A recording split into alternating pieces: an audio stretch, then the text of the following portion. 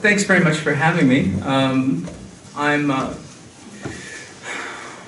I feel like I've been the recipient most of my life of undeserved success, but it's essentially, I guess if there's a lesson to be learned, we all buy tickets in the lottery by publishing fiction, and if something else happens to it, we win, right? And so if you don't buy a ticket in the first place, you're never going to win. So I sensed a theme today in the speakers already, and that's the bad jokes theme. So I'm going to punctuate my talk with a series of jokes that some of you may have heard. Essentially, the writing light bulb jokes. Has everyone heard those, or any of them? Okay. So I'll start with the basic one. How many authors does it take to change a light bulb? What's wrong with it?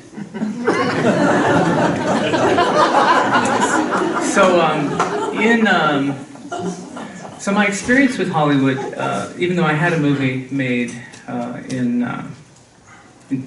back in 2008 or earlier and came out in 2008, my real experience with Hollywood was 5 months in a room with James Cameron and 4 really good screenwriters working on these movies, and that's the experience I want to talk about. But first I'm going to just tell you my humorous how this happened, or as I perceived it, you know. So I get a call one day back in 2013 from my agent who says, I just had the weirdest phone call. John Landau, this is the Academy Award-winning producer of Titanic and Avatar and so on, just called me up and they want to take a meeting with you. So I said, would you consider that? I said, are you fucking kidding? So they flew me in. I couldn't talk about it, right? I mean, obviously I told my wife, but I couldn't talk about it to anybody. So they flew me in one morning into LA, to stay in the Marriott down in Manhattan Beach, which is right next to the Manhattan Beach studios where Lightstorm, his production company, are headquartered. But I'm coming in for a noon meeting. They flew me in early, so my hotel room is not ready. So I go into the hotel lobby and I use their internet, and I'm just, typing along and looking at my email, and I see an email from the production assistant who arranged my travel out there. And they said, Jim decided he'd rather meet at his place. In around 45 minutes, a production assistant is going to come pick you up at the hotel. In the meanwhile, go look at this menu, at this website, because they're going to cater lunch from there, and you just go ahead and pick something up. Okay. So I go, okay. So a little while later, a very lovely woman named Rei Yamamoto, who's now working in their art department, came and picked me up and drove me up the highway because we were going to Malibu. So it takes like an hour and a half to get up there because traffic's kind of bad. And we turn in, and then there's security at the subdivision. There's security. And so they have to call up and let you in. And then we get to the gate of the house. It's a double-gated thing. You go in with the car, and they shut the gate behind you, and the guy comes up to the car. And she goes, it's Steven Gould. I'm Ray. Steven Gould, come to meet Jim. He goes, oh, okay. And he opens the inner gate. You go in, there's a little parking lot, and there's a house on the left She used to belong to George C. Scott. And then there's what now belongs to Cameron, and then the house on the right, up the hill. And she leads me into the house on the left, and there's no one there. And she goes, 1 second. And she takes out her cell, and she calls a number, and she says, so I've got Steve Gould down at the lower house. And she goes, oh, okay. Right. And hangs up, and she goes, Jim wants to meet at the upper house. I've never been to the upper house. And so this other woman comes down and leads me up, and I was imagining a meeting with like 5 people, right? And she leads me into this living room, and would you like something? Have some water? And so she gets me a glass of water, and I sit down, I'm drinking water. Jim's they're gonna be in a minute. And I look over, and I can see into a dining room, and there's 2 plates set for the dining room. And I go. And in comes Jim Cameron, and starts talking. And we start talking. And we start talking about his movies. And then around 20 minutes in, I go, because I've been dying to do this since I heard about this meeting, and I didn't know if I would have an opportunity because I thought it'd be multiple people and it's not something. I said, look, 12 people have walked on the moon, but only 3 have been to the bottom of the Marianas Trench, and that's what I really want to talk about. I really want you to tell me about that. And so we actually ended up talking about that for like an hour. In fact, we were apparently they blocked 2 hours for our meeting, and we went 2 hours and 45 and left people waiting at the lower house. And then I got the job. So I think that's why I got the job, actually. So I spent 5 months in a room with James Cameron, the man who's made, he told this story about himself. So he was getting ready to do a new screenplay, and he picked up a magazine, director's magazine, right? And it said, 10 tips for doing action films. And that was the thing on the title. So, oh, this is great. He grabs that, and then later on he's sitting down in his living room to open it up, and it says, 10 tips to making action films using the films of James Cameron. So we're talking about a man who has, made some of the most profitable and, to my mind, some of the best science fiction films ever made. Then also in the room were Rick Jaffa and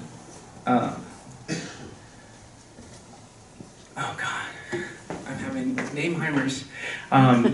Rick Jaffa and Amanda Silver. They're a husband-wife screenwriting team. They wrote The Hand That Rocks the Cradle. They wrote they were the ones who rebooted the Planet of the Apes series recently. Very experienced screenwriters. Josh,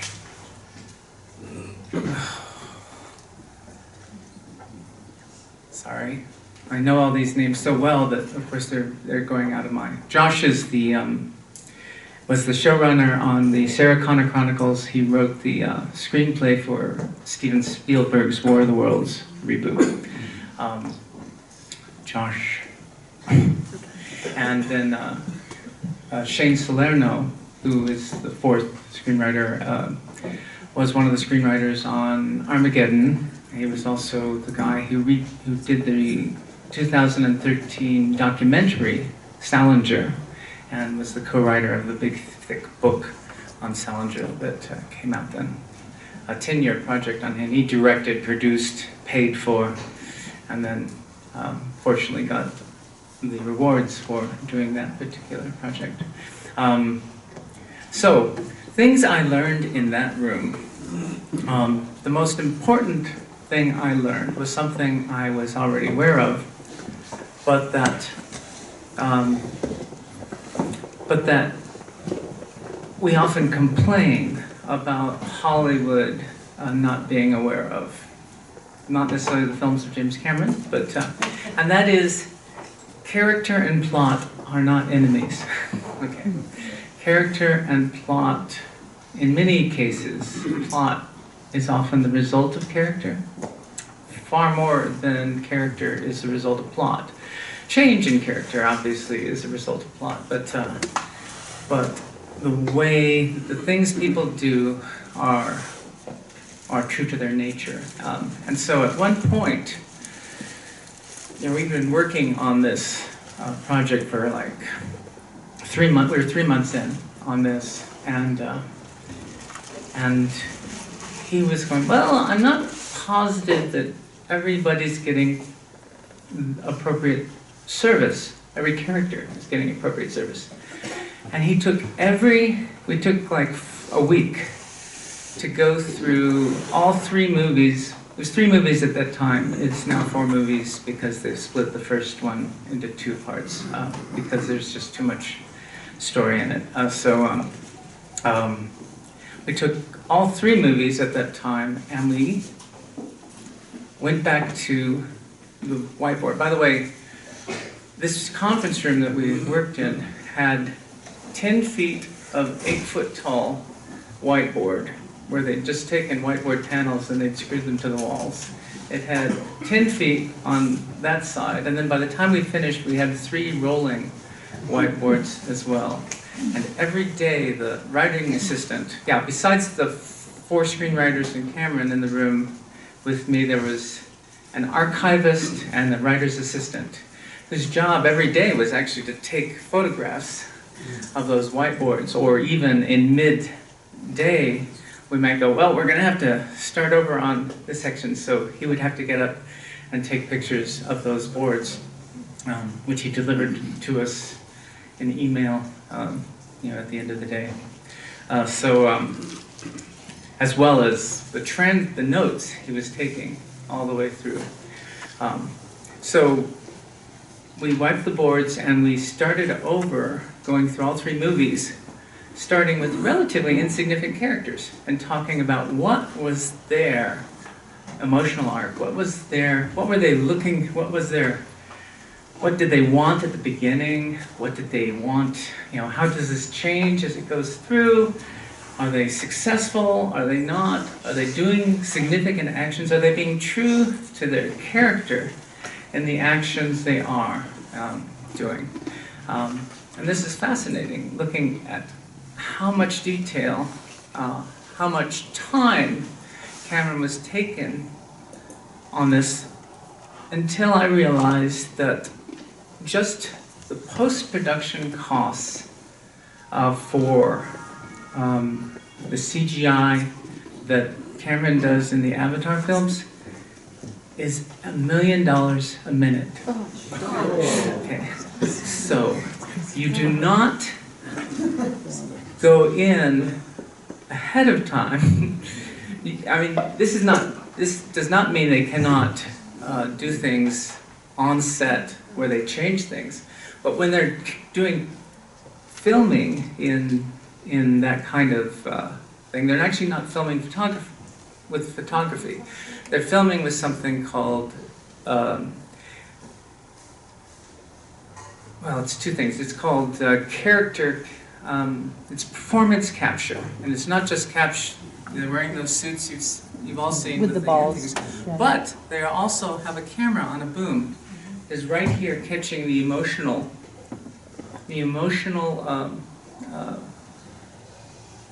effects that are then actually being transferred. But that's all pre-production, so they can do many things, then choose the ones they want, and then only do the post-production on that. But you still can't afford to futz around, yes. You've got to be very specific. Another thing I learned on there is the nature of the writing assistant. And that is, don't do creative work on your project and not document it. We all have great memories. I mean, yes, I mean, we do work. You make, if you've been working on a project, if you've been thinking about it, I'm sure everyone has had the experience in here when they leaning against the wall, looking out the window, and they're not looking at out the window. We've got an array of characters and actions and consequences and emotional themes running through our head in this network. And then our partner comes in, and because we're obviously not working, says, did you pay the gas bill? And suddenly, this whole thing has come crashing down, and a lot of work you're doing has not been created. So that's another thing I relearned in Hollywood. In the Getting Things Done books, I don't know if you've ever seen those, they call it ubiquitous capture. The point is that even if it's a case of, like, most of us are carrying around a thing that can do voice memos. It can certainly do notes. You can do a little email to yourself or something. But most of them can do a voice capture of notes. So that's another thing I learned in Hollywood. Another thing I learned is your novel is probably too long. Your writing is probably going too long. Now, this is not true of all people. I know a lot of people who actually write short, whose iterative draft process actually consists of adding layers of information that they had in their head and it didn't make it into the first draft.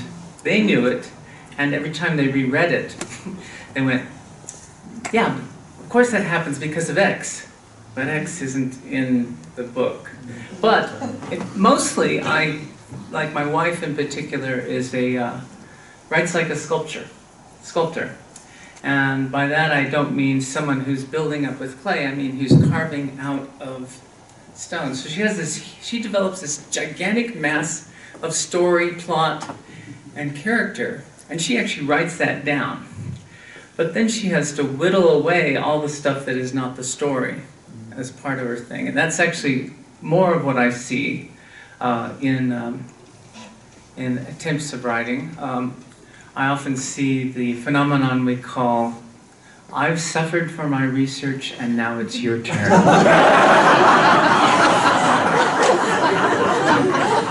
So, where I did all this research, so it all belongs in the book, right? And no, but you did need to do that research, and you did need to have that feel for that subject you researched so you could write truly about your project, but you did not need to put it all in the book. Sorry, I've got some notes. Oh, it's time for another light bulb joke. How many editors does it take to change a light bulb? How many editors does it take to change a light bulb? We don't want to change your light bulb. We want to make it the best possible light bulb it can be.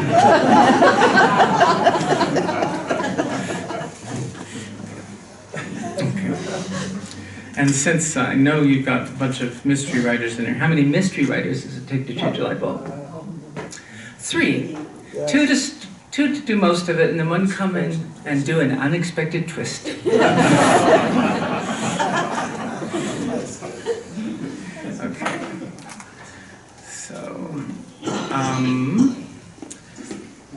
So I've already talked about your novel's probably too long. For the very reason we talked about that $1 million a minute of post-production, not to mention the hundreds of thousands of dollars it's probably costing a day to do the filming, to do work on set. In their case, they do both what they call the performance capture stuff in a specialty studio. And then they also do what they call the photographic stuff, where they're filming actual actors who are then going to be worked in. And the amazing problem you have when you've got actual actors having to work with invisible characters who are 9 feet tall. And where are the sight lines? And you have all these people out there in the background, often holding up poles. But actually, for this next movie, they've come up with a thing where they actually fly in this thing that can move in the 3D space and rotate and up and down these screens that will actually have the character's face doing a rough animatic of what they're supposed to be doing during the scenes, so the human actors know where the faces are of the things that are around them, and they will actually move in real appropriate time for the thing. It's going to be interesting. I hope to be able to go on that set, but that set is in New Zealand, so we'll see.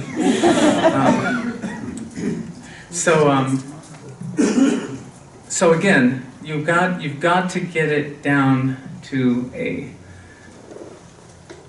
with this much investment in upfront investment. One of the interesting things about the original Avatar, and that's here. Okay, one more. How many cover blurb writers does it take to change a light bulb? A vast and teeming horde stretching from sea to shining sea.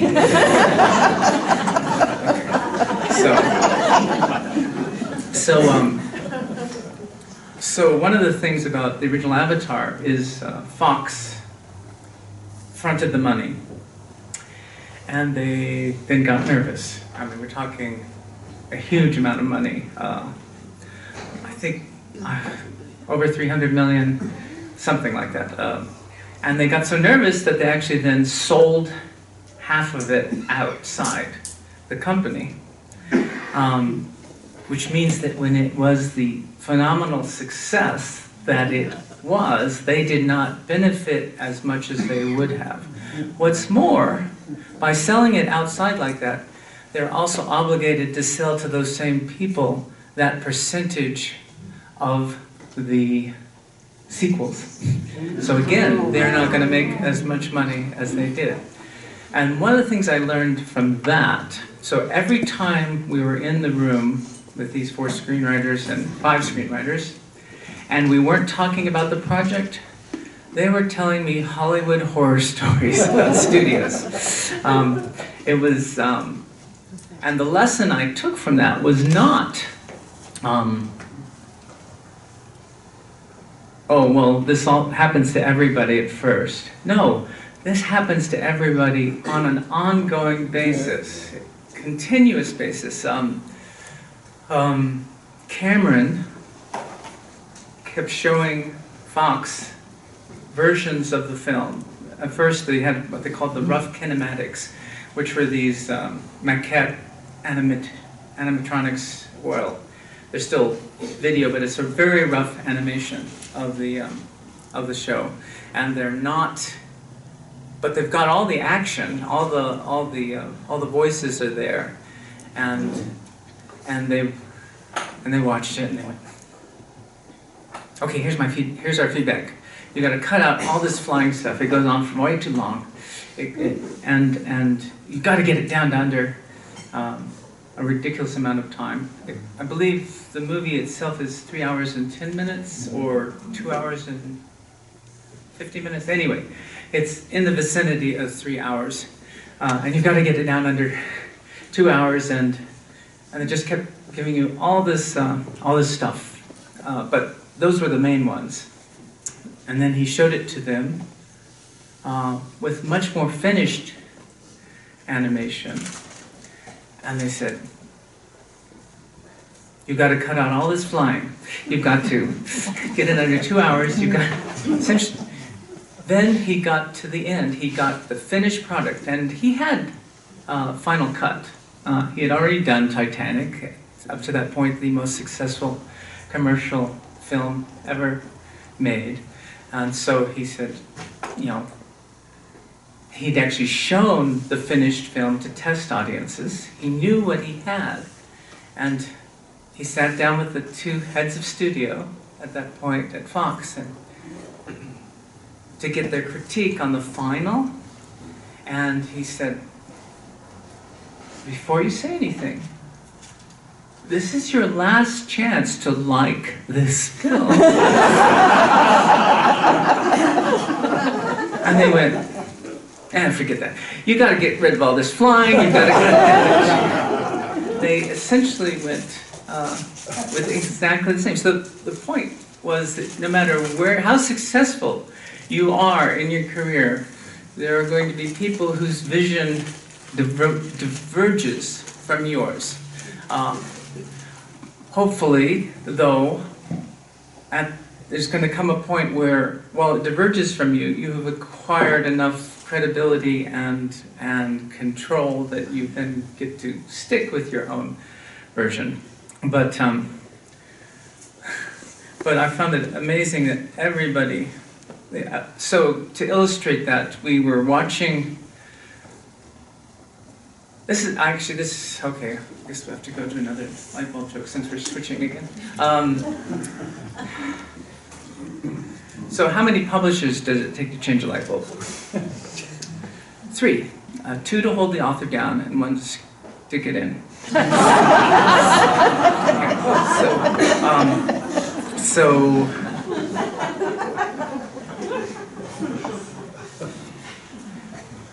I was going to talk about not the ubiquitous capture. Sorry, let me get to my notes again. Stupid phone, of course, does the thing where it.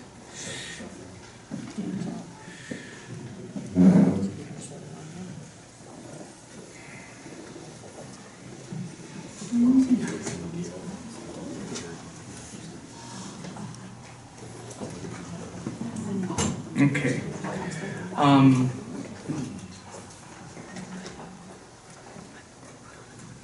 And I guess that's cede your authority. So, as a writer, the only time you have absolute control over your work is if you are self-publishing, right? And even then, you are definitely giving up certain things to self-publish. You're giving up established lines of distribution. You're giving up a publicity budget that you don't have to pay for. You're giving up, which is often, well, for all the people who have traditional publishing careers out there, I'm sure you've had experiences where the publisher's efforts at publicity have been weak or non-existent. But again, there's things you're giving up. But when in a traditional publishing career, and especially in screenwriting, you're sort of working as a team, okay? You're doing, as a novelist, as a prose fiction writer, we are certainly coming up with far more of the project, but the editor can be a real important part of your team, and you've got to recognize when your editor, your copy editor, even your proofreader are doing things that really help the book. And sometimes if you're not sure, you have to trust that they are. And also, sometimes when you are adamant that they are making the biggest mistake you've ever seen, you've got to stand your ground. You've got to stat away. You've got to say that. But in doing that, you really have to look at your areas of expertise versus theirs. For instance, I am not an artist. I am, a visual artist.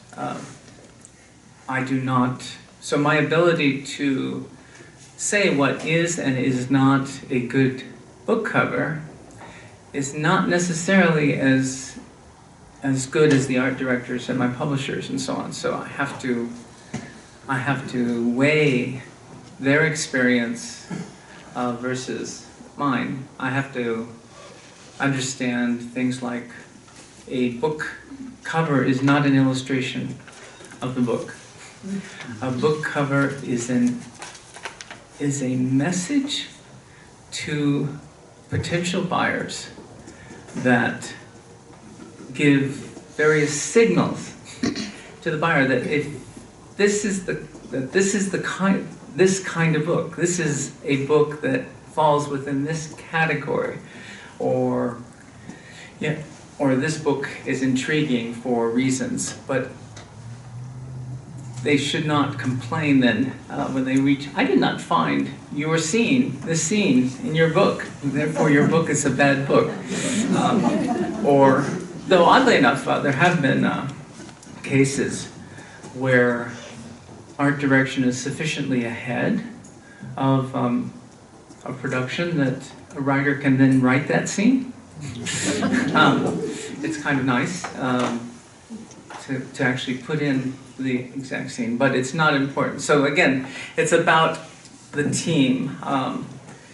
You can't always, they have a saying in Hollywood, and it's true of manuscripts in general, screenplays are never finished, they are surrendered. Okay. And this is true of manuscripts, of stories. There comes a point when you have to stop polishing, you have to stop going, you have to let it go.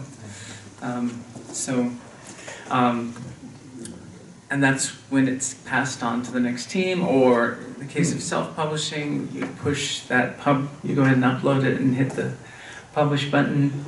I'm very fortunate in that my writing career started at a point where we could still retain digital rights.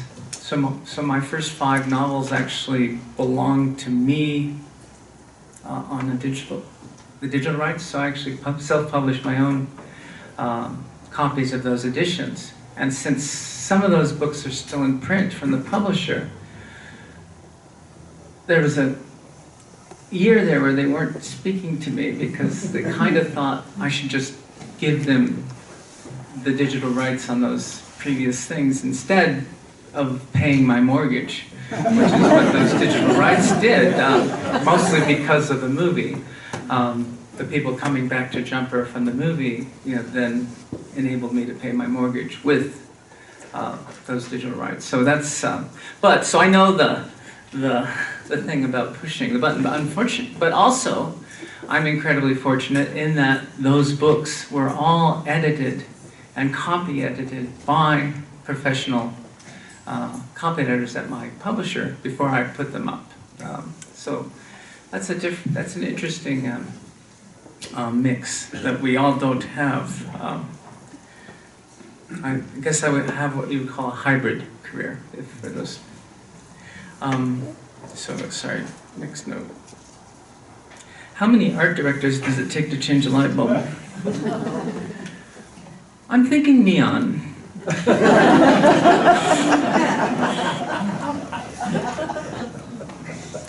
And unfortunately, how many screenwriters does it take to change a light bulb?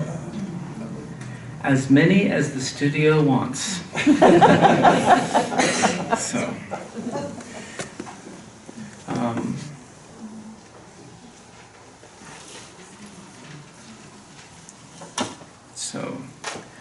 So another thing I learned is that structure matters, okay? I am very much a pantser. Does everyone know that phrase? So we have people who write by the seat of their pants, meaning they are not heavily outlined, they're not outlining like crazy. And then there are people who are outliners who outline loosely, who outline tightly, who outline tightly, but then are very free about where they end up because if I'm wanting to get a project done in a certain time, frame, I'm going to have to get out there and work on the structure. It's not how I usually write, and unfortunately, though, it means I tend to turn out novels every 2 to 3 years, rather than like my friend Elizabeth Bear. One year she wrote 4 novels, had 3 come out, and we're talking, all traditional publishing careers, multiple publishing houses, and she almost had a nervous breakdown, so there is that aspect. But I would like to finish a novel a year myself, something I've only done once, and that's for a movie deadline, writing a tie-in for the Jumper film. I had to have it done before. That Jumper Griffin story that Larry mentioned was a movie tie-in using their back character. So structure matters, and they were all about the structure. They didn't start writing the screenplays until we'd spent 5 months, in the room doing what essentially outlines what happens, who happens, color coding for characters on the page, on the thing, and then like 4 months in, they assigned a movie to each of the teams and said, write a summary structure, where you were literally writing 4 pages of prose to describe everything that happens in the movie. So I found that was interesting. It's not natural to me. It should become, I feel like I should, but I tend to write for the same reason I read, to see what happens, right? And if I know what happens, I must admit it does diminish a little bit of the of my urge to go forward. So another thing I learned is interesting. So it's an interesting thing about illustrating character. In prose fiction, we have the freedom to echo what people are thinking. We have the ability to actually tell the reader what an action has meant to a character, what it is, what has happened to the character, what is done to their feelings, their heart rate. You can't do that in a screenplay. So you have to write it in such a way that the dialogue, which is the only thing you really have any control over, even in your descriptions in screenplays, the last thing you can say is something, he had a glint in his eye. How are you going to do that?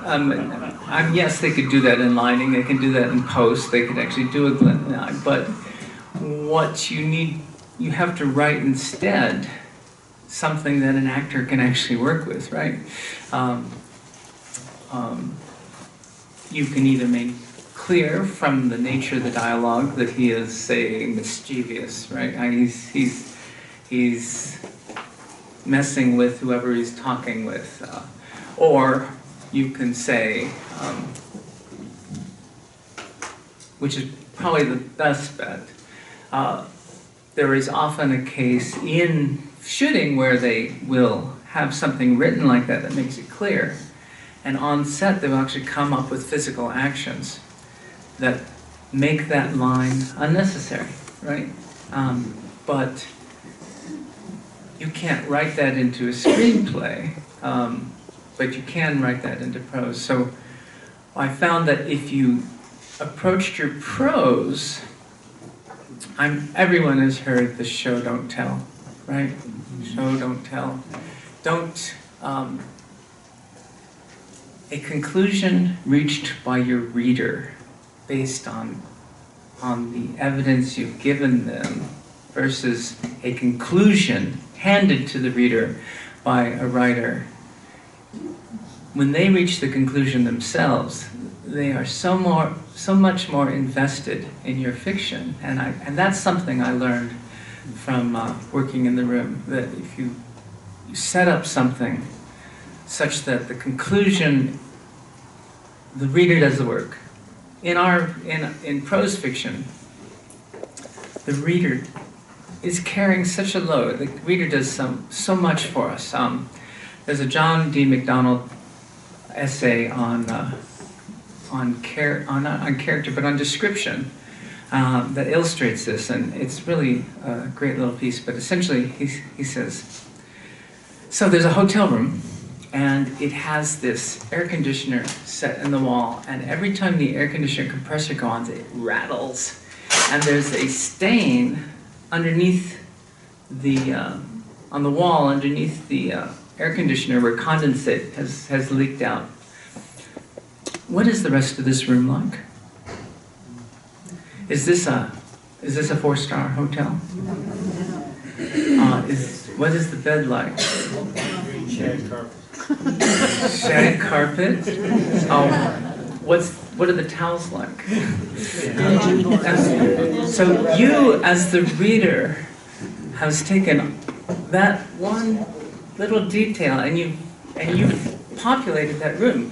It's not necessarily the same room for all of you, but we have all been in that hotel room, one kind of hotel room or another, and that is, to me, the amazingly powerful and immersive aspect of prose fiction. In Hollywood, they are going to have to come up with that green carpet, they're going to have to shag carpet, they're going to have to come up with that rattly, but maybe not, because that rattly air conditioner in actually shooting is actually going to mess with their recording of the dialogue. Though they can do it in Foley, either Foley or sound work after the fact. They can add the rattly air conditioner and so on. But again, they have to put in everything. The amount of work done. So when you try and write a book that's based on an already existing movie, the amount of storytelling that's actually happening visually is stunning. I turned in this the first novel I wrote for Cameron, which is actually the movie that came out in 2008. Right, it has never been novelized, so that was one of the novels I'm doing as part of this project, and it came in at 160,000 words. That's at least 40,000 words longer than the longest thing I've written previously, and actually more like 60,000 longer than most of the books I write. And a major reason for that is the amount of storytelling that is being done visually.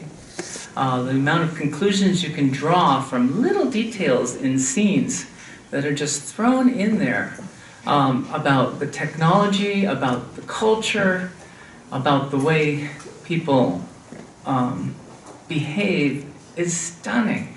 So when I delivered it, he sent me an email that said, so it came out to like 635 pages, something like that. I said, 635 pages, Steve. I know I asked for epic, but this is epic. No, he didn't say Steve yet. Yeah, 635 pages. I know I asked for epic, but this is epic. Steve, you magnificent bastard. So he hadn't read it yet at that point. So, I was just on length. We'll have to see how that works. I personally, now another reason for that is I was adding characters and events that are actually foreshadowing events for the books and movies that will come. So, as well as just adding stuff that I was free to add. I was encouraged to actually write stuff that happens outside the actual scenes of the movie. So that's another reason for the length. But hopefully nothing's wasted. So, there's also a lot of not the, which is the language in there. So, how are we doing? We're doing pretty good. Actually, why don't I'd be glad to go to questions on my experience there, on anything you guys have in mind.